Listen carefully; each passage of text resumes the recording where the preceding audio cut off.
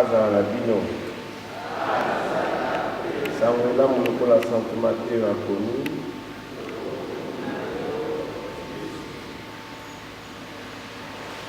Yesu asakoli na bato mingi mpe na bayekoli baye alobi bateki bamobeko na bafarizeo bafandi otiti ya Moïse. Yango wana botosa bango bobomba mibeko miso na kopesa kasi bolanda ezalela ya bango te. Pamba te bakoloba malamu solo kasi bakosala lokola bakolobaka te. Bakokanga maboke bozito penza kasi bakokumbisa bango na bato basusu. Bango moko balingi kosimba mango ata na songe ya misapi te.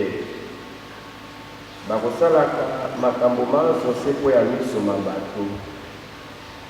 Bakomeme maloba mamobeko omabenga maloba manzambe o elongi mpe bakosona songe elai ya bilamba. Balingi bisika bya lokumu soko bakei olimpati mpe kiti ya liboso sinagoga. Balingi bato bapesa bango losambo balabala mpe babenga bango na nkombo te rabi. Kasi bino moboya nkombo ya rabi nzambi bozali se na motei moko mpe bino banso bozali bandeko. Bengama mpe moto moko na nkombo ya tata awa onsete nzambi bozali se na tata moko oyo azali olikolo. Bondima mpe ete bato batanga bino na nkombo bakambi. Nzambi bozali se na mokambi moko Kristu oyo aleki lokumu kati ya bino amikomisa mosali wa baninga.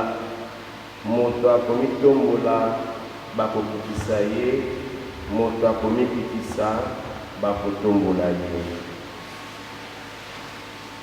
Lokumu na yo bana banzai boboto, bana banzai boboto. Ondeko, il est vivant, il est ressuscité. Nanywana maboka ngoya nanywana.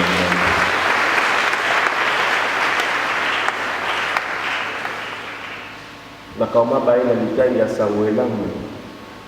Yesu Kristo akosenga na biso ya liboso penza d'être cohérent, d'être vrai et de ne jamais suivre l'hypocrisie de pharisiens et de scribes.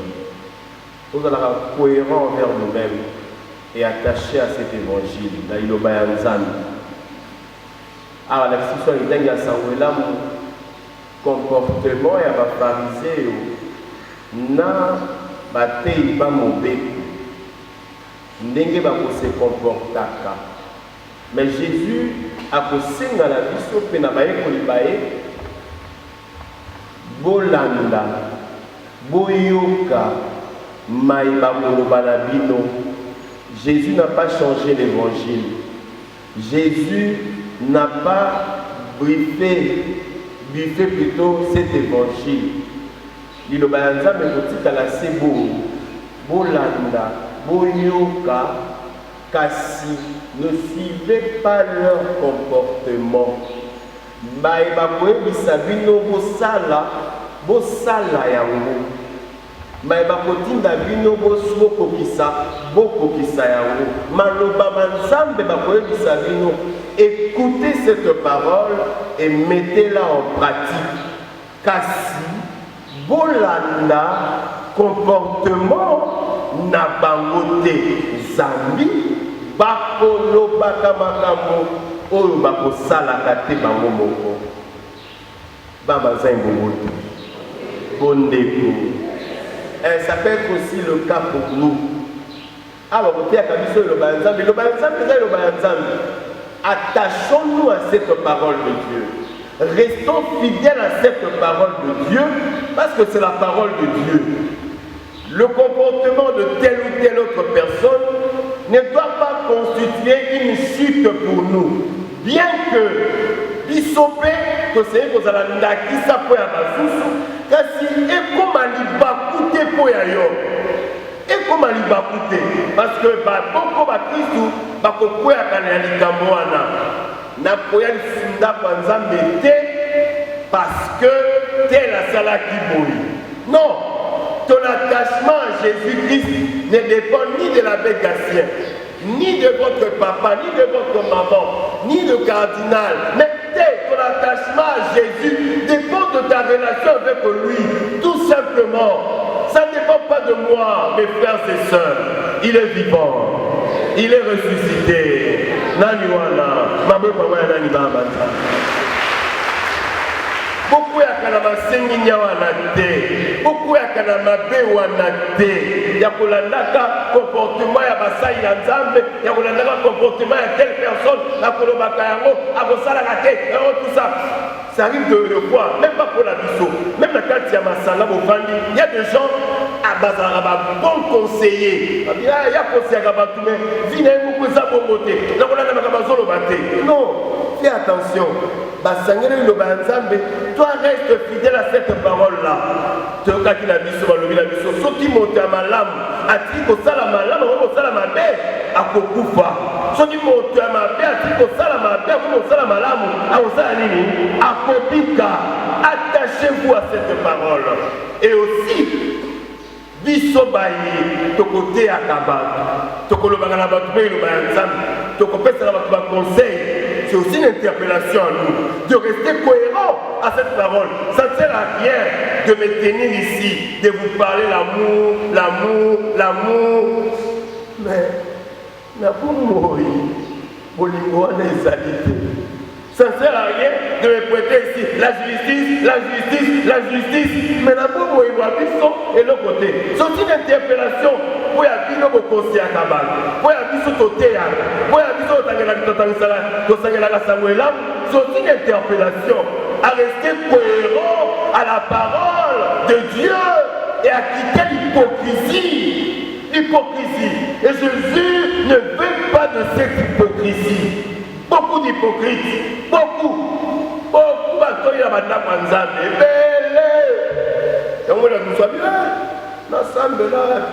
ah bah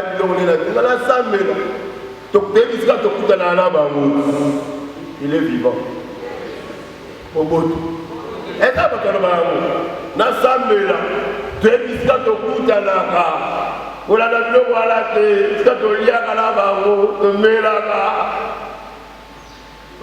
Alléluia. Et il est vivant.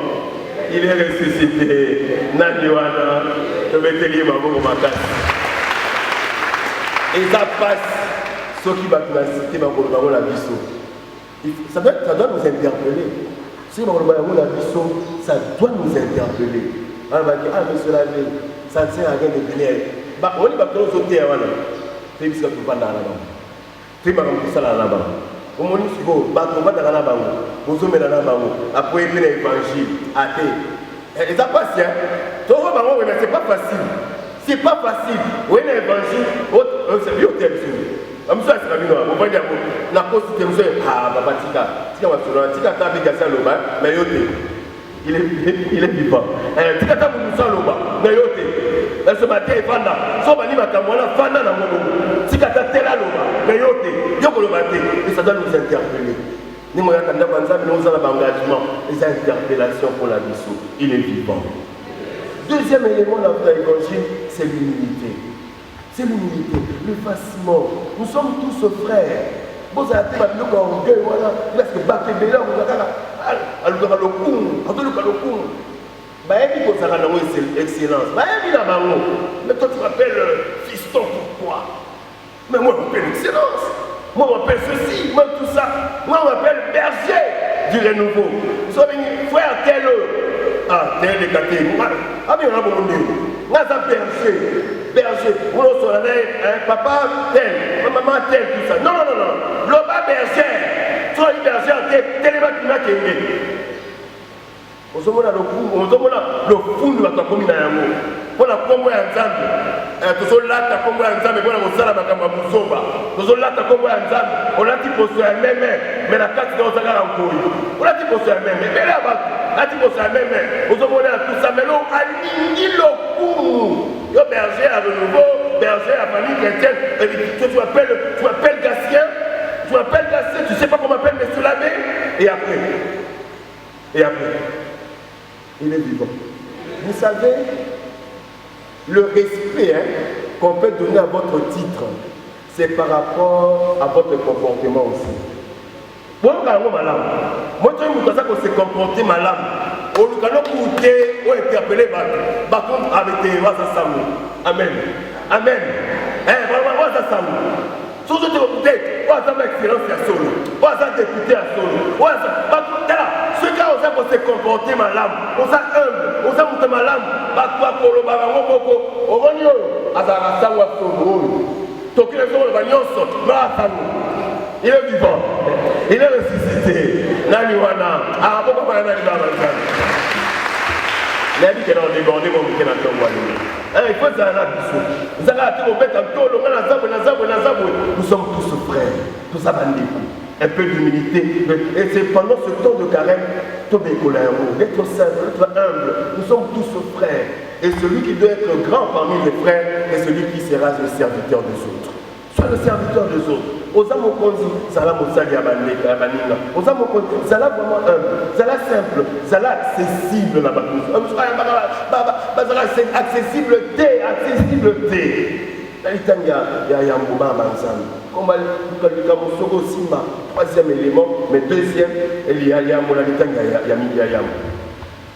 Le Seigneur nous demande de nous purifier. Yabotika Madou, Yabosonga na Konaï. Ça j'ai aimé à l'autre.